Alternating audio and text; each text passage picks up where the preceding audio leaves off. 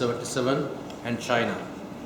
I wish to summarize some of the key concerns of my delegation on sub-item C, International Strategy for Disaster Reduction. Mr. Chairman, despite the overall progress in the development of transportation, infrastructure, science and technology, today's world is still not immune to natural catastrophes. In this backdrop, the essence of the sustainable development policies need to engage disaster risk reduction through proper environmental and infrastructural management, while addressing issues of climate change and human mobility.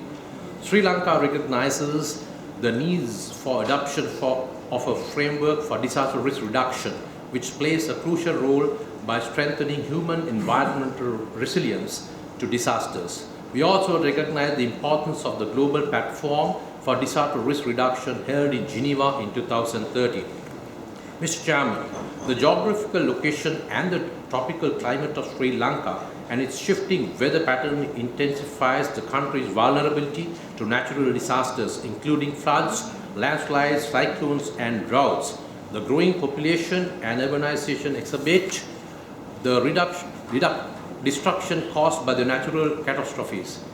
This is amplified by the Asian tsunami in 2004, which caused more than 30,000 deaths and paralyzed the country's socio-economic infrastructure network. This unprecedented disaster, however, created a space for Sri Lanka to learn from painful lessons and to strengthen its disaster risk reduction mechanisms, as well as advocate for global action. The assessment of the implementation of a roadmap for disaster risk management towards a safer Sri Lanka, which was developed by the Disaster Management Center (DMC) in collaboration with UNDP and other stakeholders in 2005, revealed that Sri Lanka has progressed well in mainstreaming disaster risk reduction concept. The Ministry of Disaster Management provides the overall leadership to the Disaster Management Center (DMC), National Building Research Organization and Department of Meteorology and National Relief Services, and developed a comprehensive disaster management plan for 2014 to 2018. The National Council for Disaster Management (NCDM) is chaired by His Excellency the President of Sri Lanka, with representation of cabinet ministers who are in charge of a wide range of subjects including environment, science and technology, education, defense, irrigation and coastal conservation.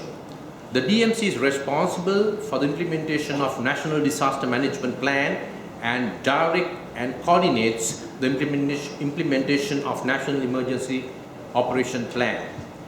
The Urban Development Authority (UDA) has agreed in principle to consider the disaster risk profiles in preparation human development plans, while the Forest and Wildlife Departments have provisions to declare protected areas under their respective legislations. Under the guidance of the Ministry of Economic Development and Special Development projects are aimed at the poverty alleviation and rural upliftment. Sri Lanka's main public awareness campaign includes the hazard maps, which include tsunami, coastal erosion, tropical cyclones, lightning, landslides, flood, inundation for few river basins are now available online. Training programs for the government officers, civil and volunteer groups include a range of activities including hazard mapping, planning, construction in disaster-prone areas, emergency operations and development of preparedness and response plans. Disaster management programs have been introduced to school curriculum.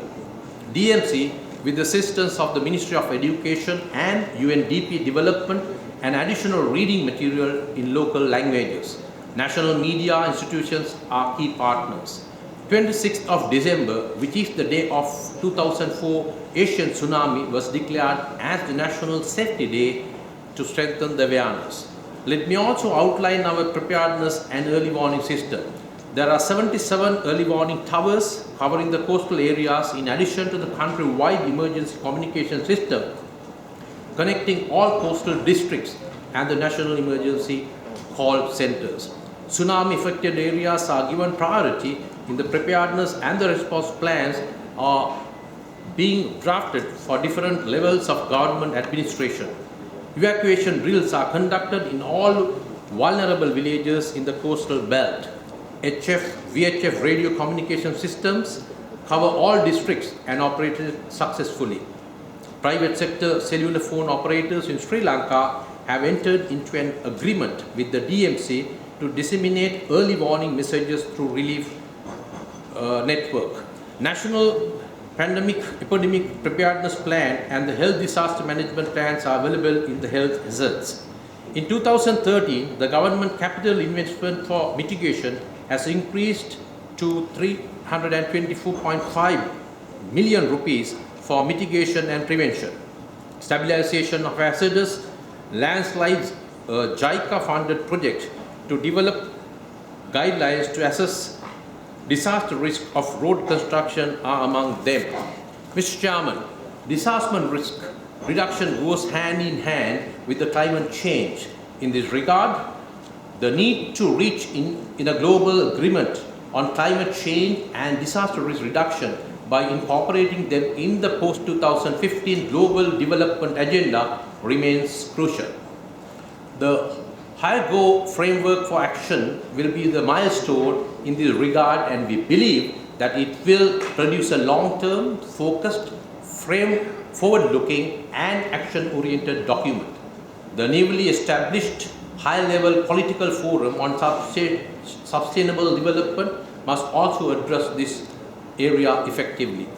In conclusion, my delegation wishes to recall the Global Assessment Report of 2013, which states that the world can expect losses from disasters to double by 2030 if development investments fail to account for and address disaster risk.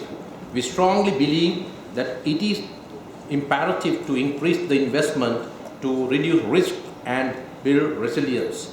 Therefore, we urge all member states, the United Nations system and other relevant stakeholders to engage with their fullest commitment to enhance resilience and partnership development in disaster risk reduction. I thank you, Mr. Chairman.